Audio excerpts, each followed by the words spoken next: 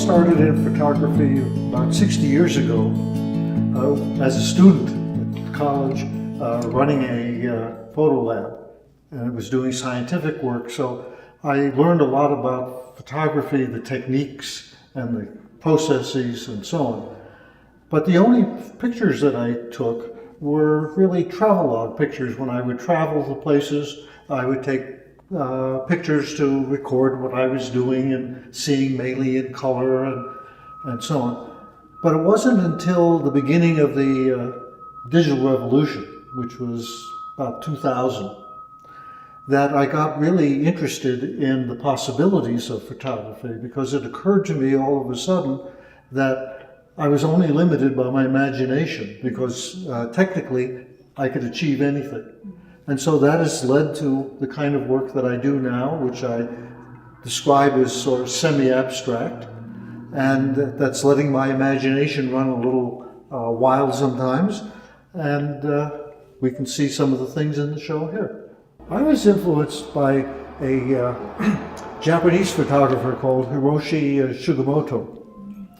And what influenced me of that, he's done many different kinds of photography, but he had one series that he took in Japan in the snow-bound hills and countryside, and a very striking kind of work. And I looked at that and I said, you know, I can generate that on the computer. Mm-hmm.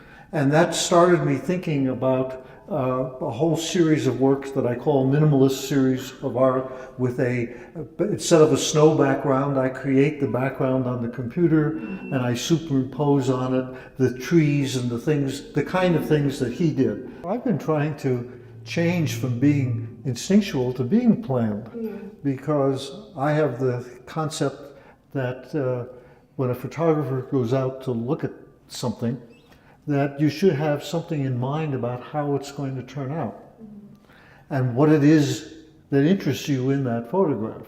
In fact, to me, the best way to teach photography is take people into the field without a camera, so that they're not worrying about the technology. And so I'm trying to develop, and I haven't gotten there by any means yet, the ability to look at something and say, oh, I like that, and this is the reason why, and I think in my mind this is how it's going to look when I'm done with it.